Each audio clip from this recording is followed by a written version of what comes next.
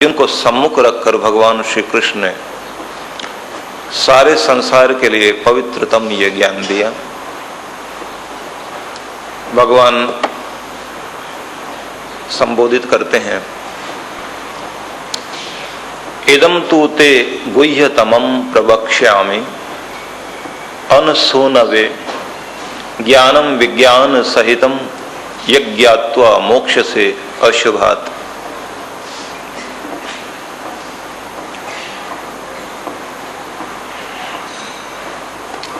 अर्जुन के लिए कहा कि तू इस गुह्यतम ज्ञान को मुझसे सुन, मैं तेरे लिए इसको कहूंगा। ये ज्ञान और विज्ञान से सहित रहस्यमय ज्ञान मैं तुम्हें दे रहा हूं। इसको जानने के बाद समस्त दुखों से तुम छूट सकोगे और मोक्ष को प्राप्त कर सकोगे। ज्ञान और विज्ञान से युक्त ज्ञान या वचनों को, संबोधन को भगवान श्री कृष्ण अर्जुन के लिए कर रहे हैं। यह भी कहा कि यह गुह्यतम है, छिपाने में जिसको कहा जाए कि उससे बढ़कर छिपाकर रखे जाने वाली चीज कोई नहीं। जिसको बड़ा सुरक्षित रखा गया था, जिससे बड़ा संभाल कर रखा गया था, कि उस ज्ञान को मैं तुम्हें दे रहा हूं।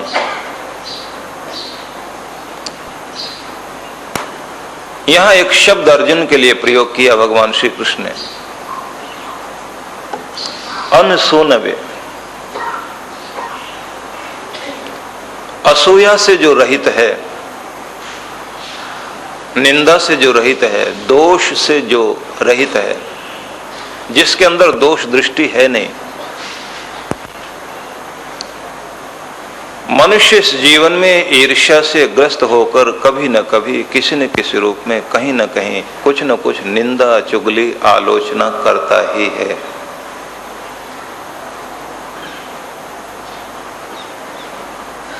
और उस स्थिति को कहा जाता है दोष दृष्टि से युक्त होना। भगवान ने अब तक ये संबोधन अर्जुन के लिए नहीं दिया था, अब दिया कि 8 अध्यायों तक ज्ञान सुनने के बाद तुम्हारे अंदर जो विशेषता आई है,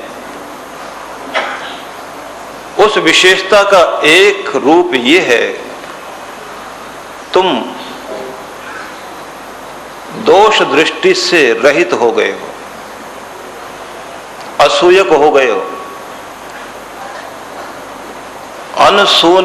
अनसूनवे अर्थात वो व्यक्ति जो निंदा से रहित है, आलोचना से रहित है, जिसमें किसी भी प्रकार का छल छद्म नहीं रहा, ऐसा व्यक्ति जो समस्त प्रकार के उन कुटेवों से बच गया, जिनका कार्य लगातार दूसरों को चोट पहुंचाना है, उस स्थिति से जो बच गया, जिसका मन हर जगह के गुणों को ग्रहण करने का हो गया। अनसूनवे दोष दृष्टि से रहित मन वाले अर्जुन, अब मैं तुझे गुह्यतम ज्ञान दूंगा। यहां समझने की बात है, ज्ञान टिकेगा ही वहीं, भक्ति टिकेगी ही वहीं, जहां यह गुण आ जाए जो अर्जुन ने प्राप्त किया। अर्जुन में सरलता है, सहज है, जिज्ञासा भावना भी है, समर्पण भी है। ये सब होने के साथ भी एक कमी रह गई थी, दोष दृष्टि थी। अब भगवान ने संबोधन दिया तो वो दोष दृष्टि से रहित हो गया है। किसी भी बगीचे में आप जाइए, वहां फूल भी होंगे तो कांटे भी होंगे। संसार में कहीं भी जाइए, किसी भी जीवन को देखिए, किसी भी व्यक्ति के पास रहिए, सारे गुण नहीं हो सकते। कहीं ना कहीं कोई ना कोई ऐसी चीज होगी जरूर जो पसंद नहीं आएगी। व्यक्ति उसी को दोष मान लेता है जो हमारे अनुकूल नहीं पड़ता। जो प्रतिकूल पड़ता है वो दोष, जो अनुकूल पड़ता है वो गुण।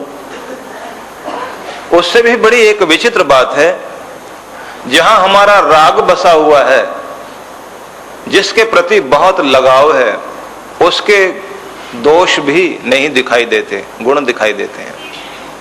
जहां बैर बसा हुआ है, उसके गुण नहीं दिखाई देते, उसके सारे दोष ही दिखाई देते हैं।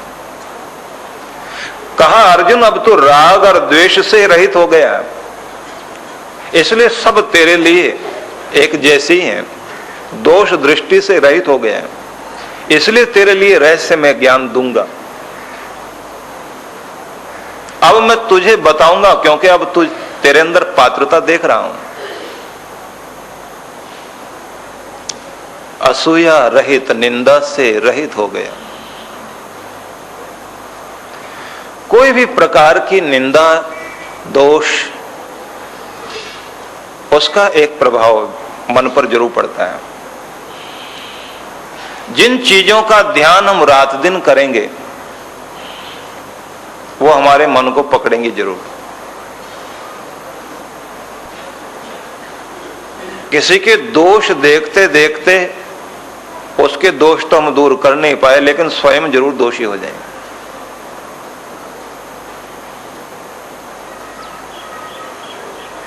कई बार देखने में आया है कि जो सुरक्षा कर्मी अपराधियों के बीच में अपराध की रोकथाम के लिए लगे रहते हैं, कभी कभी वो उनसे बातचीत करते करते ऐसी स्थिति में भी आ जाते हैं कि देखने में आया कि वो भी लिप्त हो गए, और बाद में उनको भी गिरफ्तार करके वहीं खड़ा किया जाता है, और उन्हीं के दूसरे भाई गिरफ्तार करने वाले होते हैं।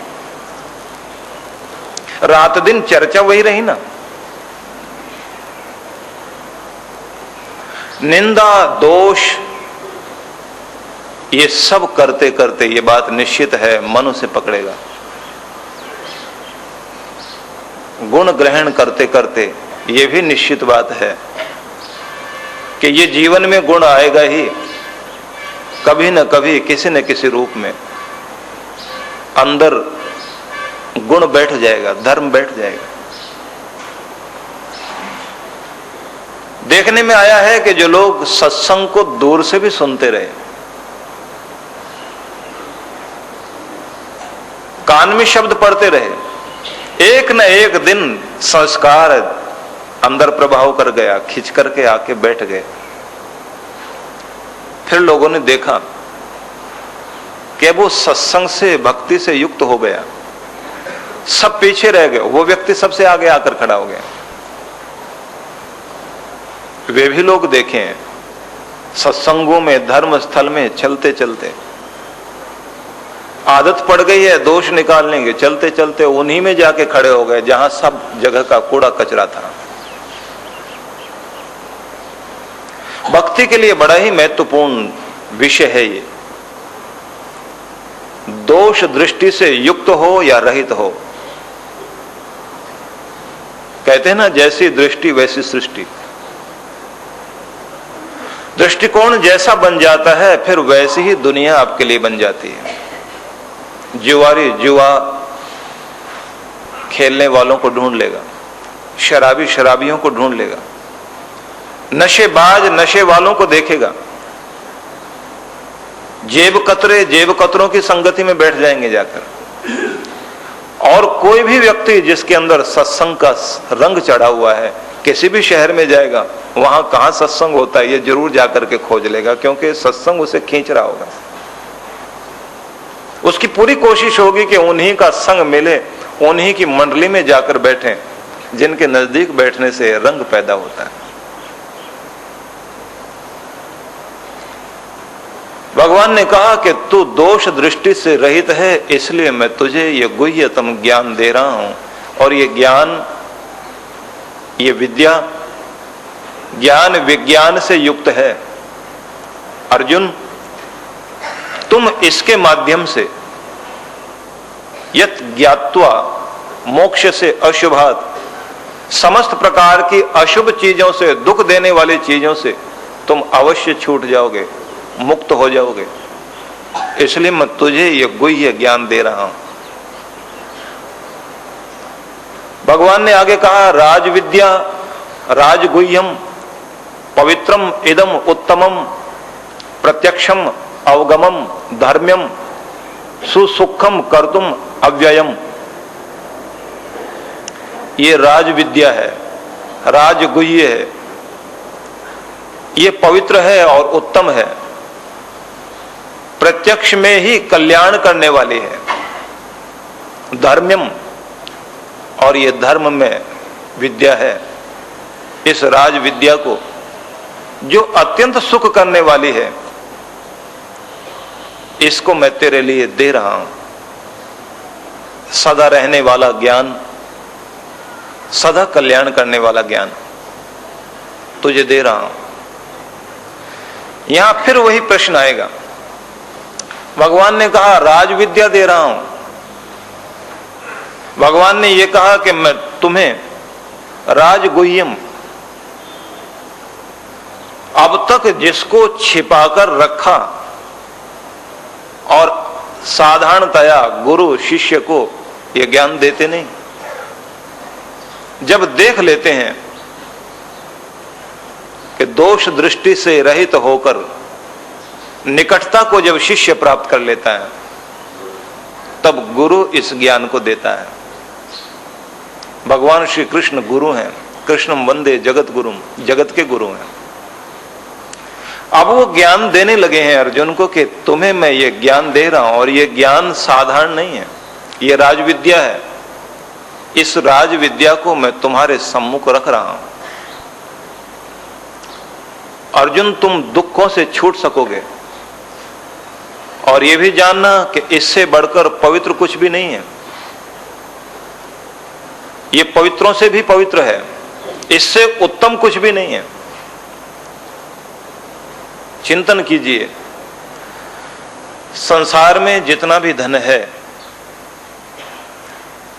उसको समाप्त किया जा सकता है, या उसके समाप्त होने की एक सीमा रेखा है,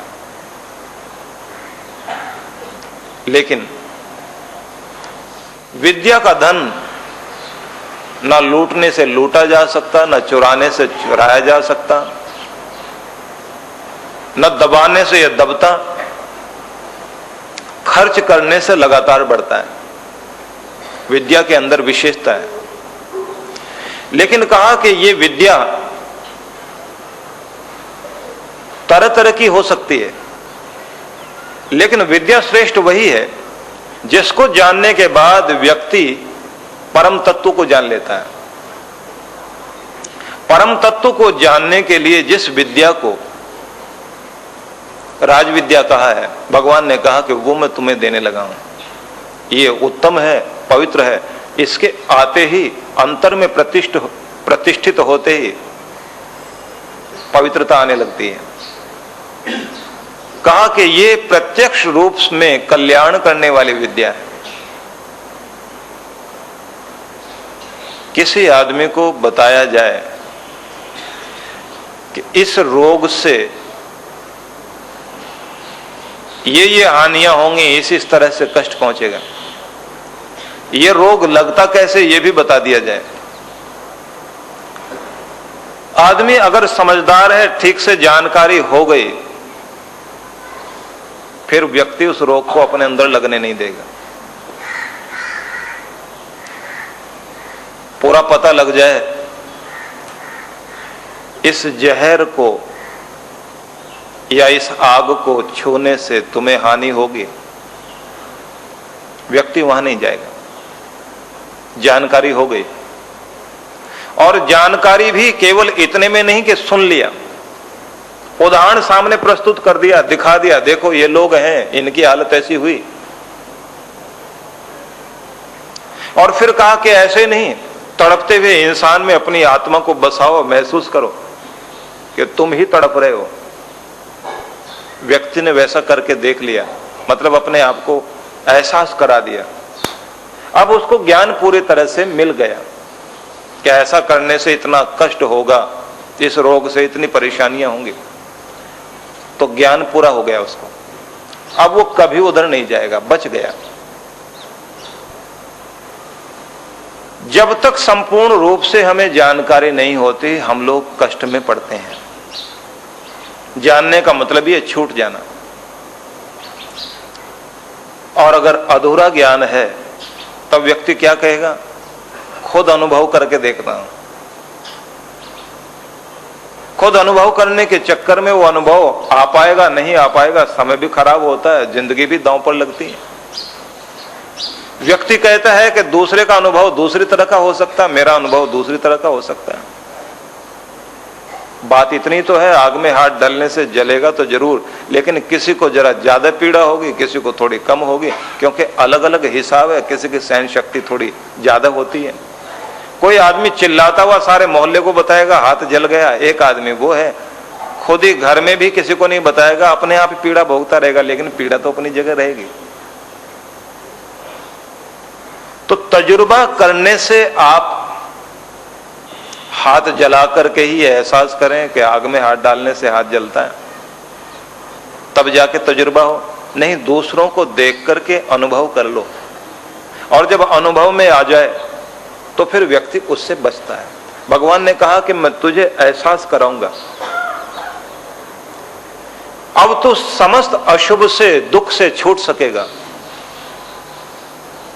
और अपना कल्याण कर सकेगा, क्योंकि प्रत्यक्ष रूप से कल्याणकारी है यह ज्ञान। कहा कि यही धर्ममय है, धर्म्यम सुसुखम। ये स्पष्ट रूप से, अच्छे ढंग से सुख करने वाला ज्ञान है। इस अव्यय ज्ञान को, सुरक्षित रहने वाले ज्ञान को, नष्ट न होने वाले ज्ञान को, कल्याणकारी ज्ञान को मैं तुम्हें बता रहा हूं। भगवान ने फिर बताया, अश्रद्धानः पुरुषा धर्मस्य अस्य परं तपः अप्राप्य माम निवर्तन्ते मृत्युम संसार वर्तमने। कहा कि जो श्रद्धा रहित लोग हैं, जिनके अंदर श्रद्धा नहीं है, वे लोग, हे परम तप अर्जुन, इस धर्म को या श्रद्धा रहित लोग इस ज्ञान को जान नहीं पाते, मुझे वो प्राप्त नहीं कर पाते, संसार में दुख भोगने के लिए फिर से भटकते हैं। समझिए कि जो श्रद्धावान है वही तो प्राप्त करेंगे। पहले भी कहा, श्रद्धावान लभते ज्ञानम। जो श्रद्धावान है वही ज्ञान को प्राप्त करेगा, जो श्रद्धा रहित है उसको प्राप्ति नहीं होगी। कहा कि मैं तुम्हें गुह्यतम ज्ञान दे रहा हूं, ये ज्ञान प्रत्यक्ष रूप से कल्याण करने वाला है, ये पवित्र ज्ञान है, इससे बढ़कर कुछ भी नहीं। लेकिन यह भी एक स्पष्ट बात है, श्रद्धा वाला व्यक्ति ही इससे लाभ उठाएगा, श्रद्धा रहित व्यक्ति लाभ नहीं उठा सकता। यहां दो चीजें ध्यान देने की हैं। दोष दृष्टि वाला व्यक्ति और श्रद्धा रहित व्यक्ति भक्ति में गति प्राप्त नहीं कर सकता। गति उन्हीं की होगी, भक्ति में वही चल पाएंगे। दोष दृष्टि ना हो, कल्याणकारी मन हो और श्रद्धा वाला मन हो। भगवान ने कहा जो श्रद्धा रहित है वो संसार में भटकेगा, बार बार आएगा, और जिनके अंदर श्रद्धा है वो जरूर छूट पाएंगे मोक्ष से, उनकी मुक्ति होगी। अब थोड़ा सा विचार करना। श्रद्धा संपत्ति है, श्रद्धा आधार है, श्रद्धा शक्ति है, श्रद्धा ही वो प्रकाश है जो भगवान की तरफ ले जाने में हमारा सहायक बनता है। श्रद्धा यदि माता पिता के प्रति है तो सेवा भावना बहुत रहेगी, खूब सेवा करेगा व्यक्ति। श्रद्धा नहीं है, माता पिता की सेवा भी नहीं है, दुत्कार भी सकता है, घर से बाहर भी कर सकता है। और श्रद्धा है तो फिर मन श्रवण कुमार है,